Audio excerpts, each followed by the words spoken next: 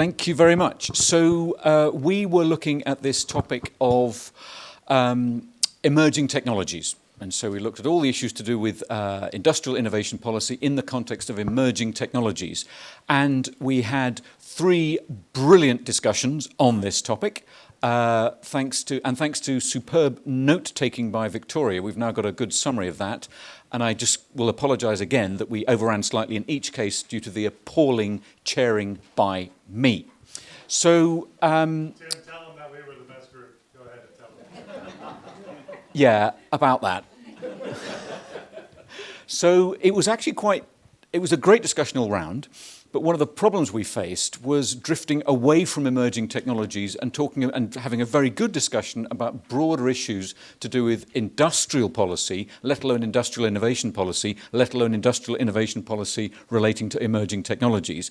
But we captured everything, and so what we're going to give you now is not everything, but just some highlights. And if any point, any of the examples we put up are not correct, please let us know, and we'll ensure that the final version does have that corrected.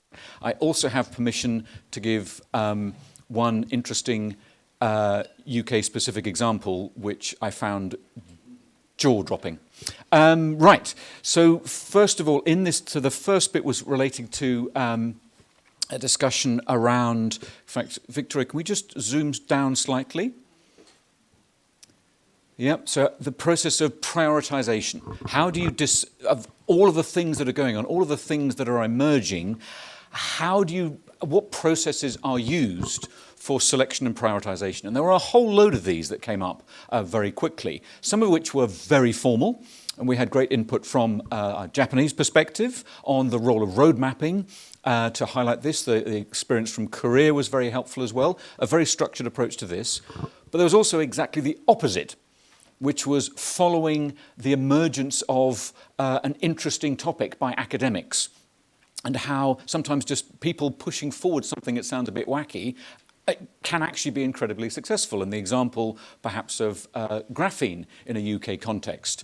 If I've got it right, for those in the room who were involved in this, so Andre Geim and the other one, that's very rude, isn't it? There were 2 of them, they're both great. But to have won both a Nobel Prize for the brilliance of their research, but also an Ig Nobel Prize for the idiocy of their research as well, I thought was rather fantastic. But an example of something that triggered a whole series of activities related to graphene, and by making the investment into the Graphene Centre in Manchester, then triggered a whole lot of other activities around advanced materials. So again, not a structured, we will do this thing approach. There's great value in that, but sometimes just going, well, that's a thing that's emerged, let's give it a punt, let's see how that works. The other issue so some of these things I'm going to point at a screen, others I'm just going to draw from my memory. And Victoria, again, if I get anything wrong, no, that's perfect, stop, thank you. I knew this would go wrong, and it will be the next slide please moment, but we're not doing that. The other bit was not just focusing on issues to do with science, technology and innovation as if that could sit in one box. Everything we discussed, almost everything we discussed in the context of emerging technologies, shows the importance of, for example, trade policy, and how that fits so importantly into this. It is not about how a single nation can do it. It's very, very rare for a single nation to do a single thing and for it to say, we will support the emergence of this technology and we will have policies for that, and it will all be contained within these borders here. That just didn't seem to be a likely situation at all. So any discussion about the policies towards supporting emerging technologies must rest in the context of the broader set of government departments that will, in any country, will be involved in trade as well. Then we had this issue of regulation. And some of the comments, and I think I summarised it badly by implying that, oh yes, regulation could be an inhibitor to the emergence of technologies, whereas of course sometimes it can be, but it also can be a fantastic enabler of emerging technologies. So we talked a little bit about this issue of the role of regulation and how, in a US context, this fantastic role of the FDA. You know, if you are involved in any pharma or any medical product as an entrepreneur, as a technology investor, you say, well, yes, the FDA regulation approval process is extremely tough, But if you've gone through it, you know there's a market for your product because it's gone through these tests and there is market viability for it, as well as safety, as well as efficacy.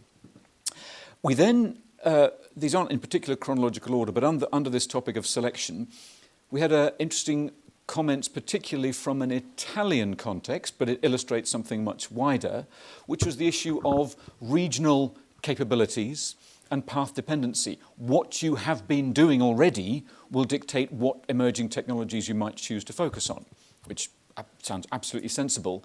That can, of course, could constrain your choices, but also leads perhaps to the likelihood of a greater chance of successful scaling if you've already got some of those capabilities in place.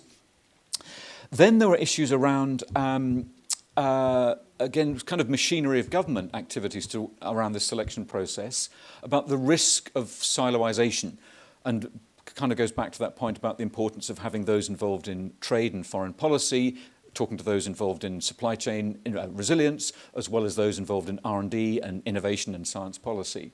And the example they're given of two things that could be in tension. Yes, two things that could be in tension, again from a US context, but it applies everywhere. Huge investment in accelerating the rollout of an emerging technology, if that's how we class it, of AI. Brilliant, let's do lots of things to support that and accelerate that. AI data centers are, as we all know, massive consumers of power.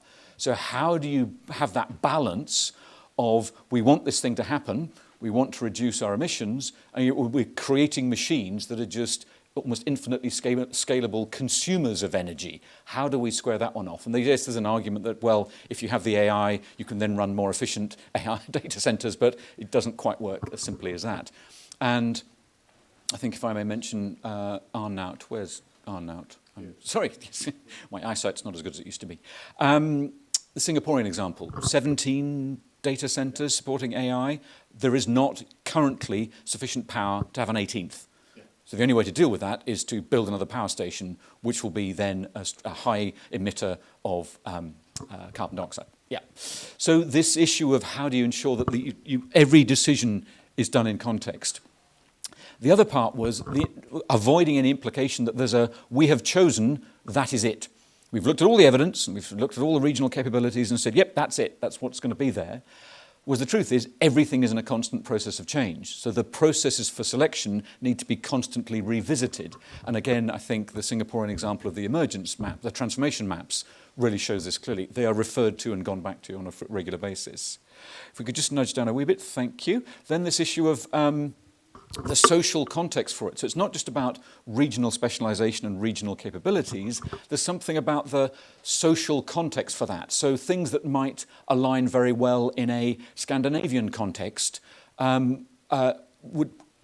what's the best way of putting this? Different countries might have different ways of focusing on different types of technology and supporting their emergence.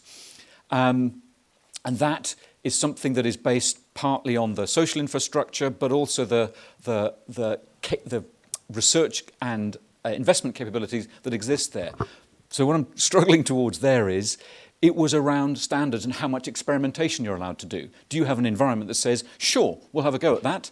And there was a brilliant example, Michael, can I just ask you to repeat that one about UK regulation, about having hands on a wheel? This was in automated vehicles. UK was lucky that there was no description of being in control of the vehicle, of actually physically having your hands on it. And therefore, it's quite lucky that you could test automated vehicles on the streets far quicker than some of the competitor nations. And I found myself going, so just to remind everybody, in this country, you do need to have at least one hand on the wheel, despite this. But technically, you could have vehicles on the road with somebody driving with no hands on the wheel, whereas in other nations, it's absolute no, that is just not going to be allowed at all. So a remarkable example there of the social context. For historical reasons, we ended up with that just doesn't apply elsewhere. Then this issue of, again, this is just on the selection bit. I'll move forward to the next two bits in a second. Very clear discussion around, in all three groups, around we need evidence, we need data to support the fact we are making decisions, to help us make decisions. But ultimately, there will be an element of betting and gambling. You can say, yes, there is all this data, but we're choosing that one and not that one. It is a bet, which then brought up the interesting issue from those who have great experience of doing this firsthand, of saying, well, yes, but there will be a slightly awkward political conversation when you say, yes, we've made this bet and we embrace risk and we embrace failure, and then you're hoiked before a select committee to say, well, why did you invest in that one that didn't work? So this whole even if there's evidence and data there, you are making risky choices, and there will be a consequence of those in a political context. And then right back to this one, which was the example of the 1,000 mile per gallon, or it wasn't 1,000 miles per hour. It was speed, not fuel consumption. So a passionate entrepreneur with an idea for a rocket-powered car came forward with such compelling passion and vision that this attracted public sector investment to develop this vehicle. Perhaps, well, Martin, I'll just let you close that one off because it's quite extraordinary. This had a very good public relations side of this model car, and actually models of the model car with the rocket engine and the engine from a fighter plane, both sort of sellotaped on the back, were on the desks of senior politicians, including up to 10 Downing Street. And therefore, when this rocket car required more money, the pressure on those of us in the department to fund it was strong, and fortunately was resisted, but only at the expense of quite a lot of hard work and using up political capital. So this was a case of something that wasn't really very advanced technologically, but did have very good PR and great coverage in the media, and claimed to be a technology we should be spending money on. And there's a case study example to add to our list. But it, I guess, illustrates a broader point of the fact that you can have strong, clear evidence, you can have alignment with a particular a set of regional strengths with a political agenda, but also there is the listening to the passionate inventor and entrepreneur or scientist saying, this is a thing I want to push forward. And that will have an effect on the decision-making process. There was lots more. I'm just going to pause there in case anybody who's involved in those discussions wishes to add anything else on this first point about the selection point. If not, I'll then carry on with the next one. All the stuff on the right is all the details. We're now going to the summary points just over here. Gordon, for timing, perfect. Right, in the last 9 minutes and 50 seconds, I just wanted to cover this issue of infrastructure and supply chain capabilities in the context of emerging technologies.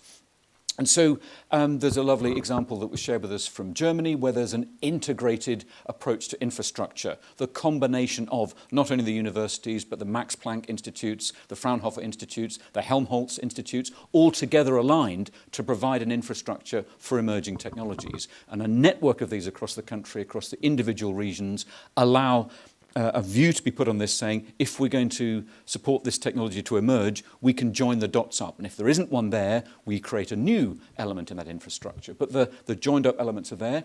We see the same in the UK, and work that was initiated by Vince here around the catapult activities and of Innovate UK. Again, taking a similar view to providing those organisational bits of the organisational jigsaw puzzle to allow the possibility of technology scale-up to happen, but it's still got to be targeted and focused, and that's a network that continues to evolve to this day. Then there was issues around mapping, and this came across many, many, many times, partly under an infrastructure issue, but also under the supply chain issue. Do we know what exists already? So if we are going to invest in, I don't know, going back a few years in the UK, polymer electronics, right? So there was no supply chain for polymer electronics at that time, yet a lot of investment went into taking ideas out of the UK research base and moving it forward to a point where it was proven that it did work. But there wasn't a supply chain for it for polymer electronics, but there clearly were massive supply chains for silicon-based electronics. And also when it moved into the display side of things, massive supply chains in place for liquid crystal displays. So at what point do you go, yeah, this one doesn't exist, this one's pretty close to it, so why are we building another one? Let's partner with those companies that can take it forward who already have that supply chain in place.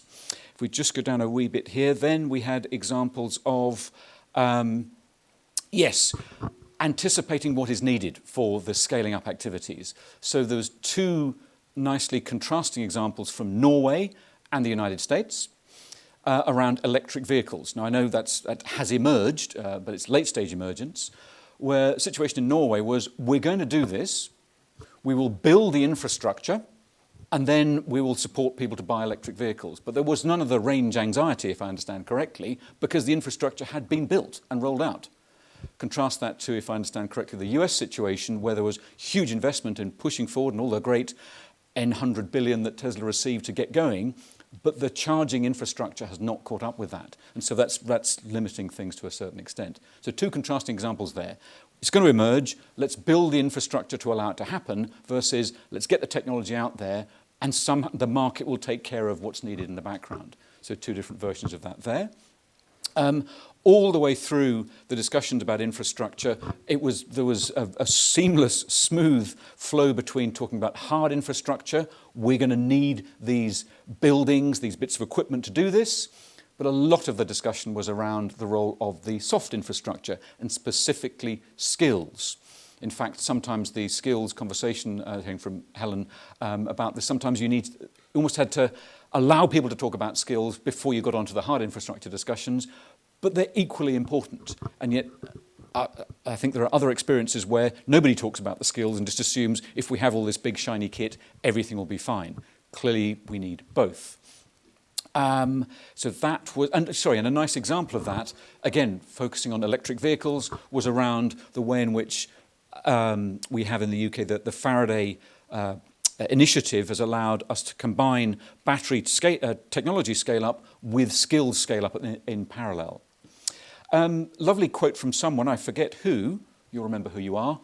We kept talking about, yes, in the context of Switzerland and Norway, small country issues, and the UK being relatively small, and wow, US, China, so different. And then the comment from someone was, there are no small countries when it comes to emerging technologies. Everybody's going to need to partner with someone else.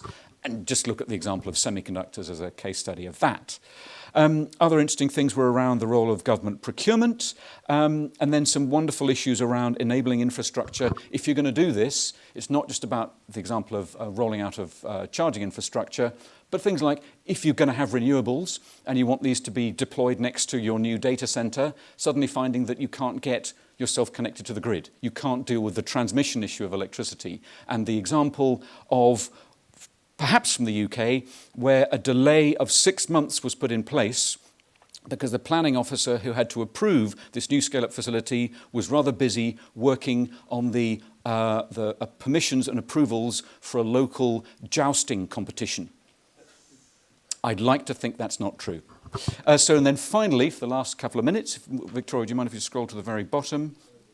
For the third issue there, around facilitating this scale-up issue, very much this nothing done in isolation. There's ideally a seamless, as we saw in Germany, across the different areas of the scale-up journey, from the knowledge generation to the knowledge deployment to the knowledge diffusion. Those things all being connected are essential for the infrastructure for scale-up. And this link to the service conversation, there are a load of things that are needed for a technology that may be not directly technology related, that are actually to do with service and support. And those are needed at the beginning, but also that transition to Bill, to your point about the hourglass view of this, linking the services required for the development, for the knowledge generation, but also the knowledge deployment and the knowledge diffusion as well. There's services needed all the way through that need to be considered too.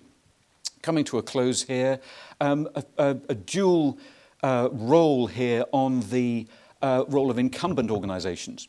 Sometimes having an incumbent industry player in place can be fantastically helpful to support scale-up. But if this is going to disrupt them, there's also a high chance they may say, yes, we're not going to support that. And all government support in the world may not be able to counteract that. There was then maybe just coming to this example of that was referred to as jobless innovation. it's bad that we only do the first bit of supporting emerging technologies, and then someone else gets to capture the value elsewhere. So this idea of jobless innovation that was mentioned several times. But just as a contrasting point, there are examples where that can work. Again, I'm not pitching for it, but the example of ARM in the UK, the biggest biggest designer of reduced instruction set computing chips, which has enabled the mobile revolution, not made a single microprocessor. And that's still done pretty well, and tens of billions hundreds of billions of value now generated across the world. So yes, absolutely, there is a risk to doing what we could negatively frame as jobless innovation. And yes, we want to scale up all the way through the value chain. But is it always a bad thing if you don't capture value all the way through to production? And I think, Victoria, does that take us to the end? Victoria, have I missed anything from your very detailed note-taking? Is that okay? Timing all right, Gordon?